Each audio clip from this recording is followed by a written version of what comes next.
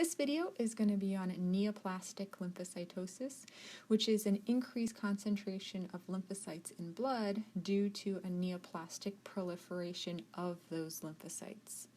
The three types of lymphocytosis are lymphoma, chronic lymphocytic leukemia, or CLL, and acute lymphoblastic leukemia, or ALL. Now, if ever you see the word leukemia, that means that there is a neoplastic cell that is arising from the bone marrow. Sometimes CLLs can arise from the spleen, but in general, in the vast majority of cases, when we talk about leukemia, we mean that the neoplastic cells are arising from the bone marrow. Now, this is in contrast to lymphoma, where the neoplastic cells arise from places other than the bone marrow. So spleen, lymph nodes, GI tract, thymus, skin, any other site besides the bone marrow.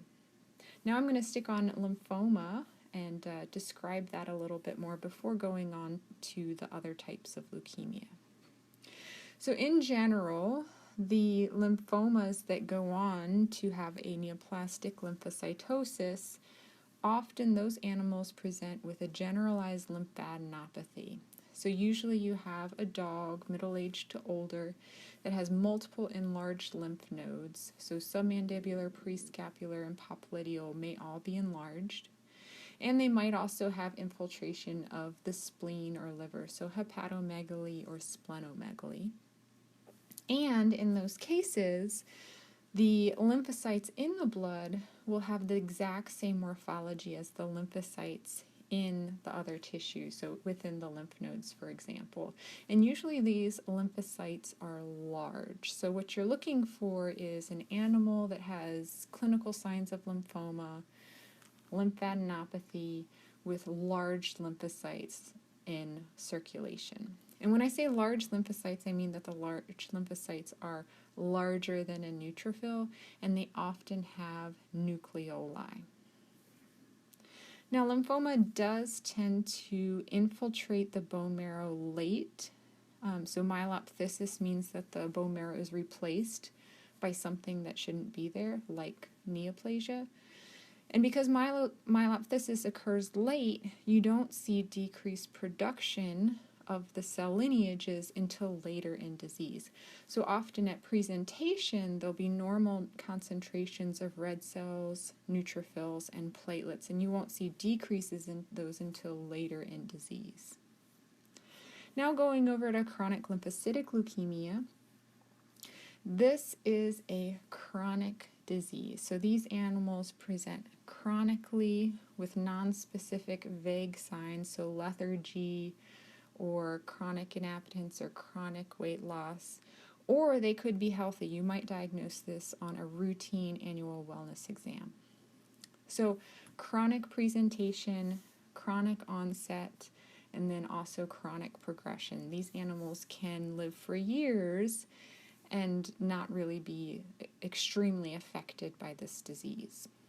So this is a proliferation of small lymphocytes in blood, and in the bone marrow.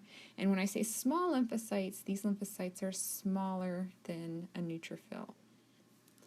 This also tends to replace the bone marrow late in disease, so myelophthisis occurs late in disease.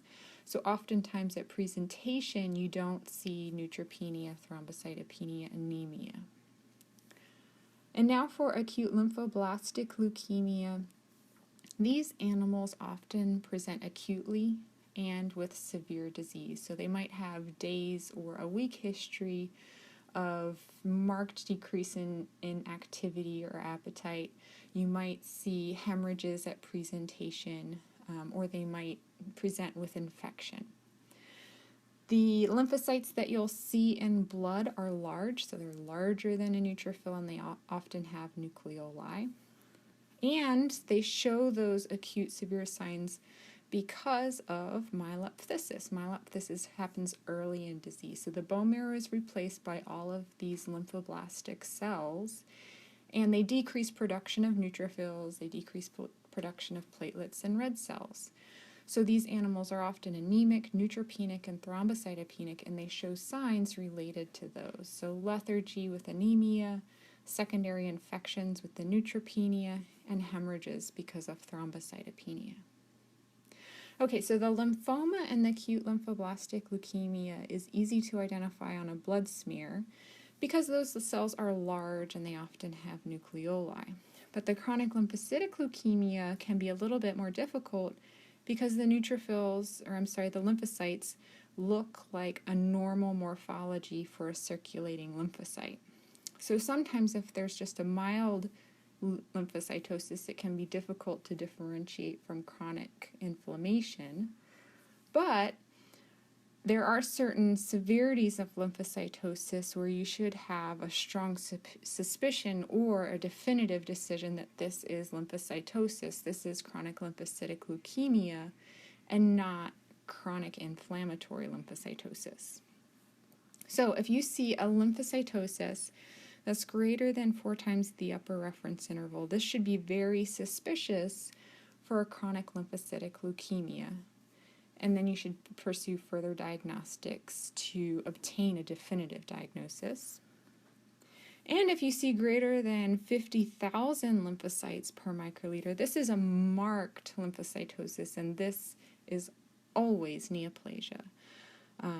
So small lymphocytes greater than 50,000, that's chronic lymphocytic leukemia. If there are greater than 50,000 large lymphocytes, then that could be lymphoma or ALL. All right, so that's it for this lecture. The 3 causes of neoplastic lymphocytosis are lymphoma, chronic lymphocytic leukemia, and acute lymphoblastic leukemia.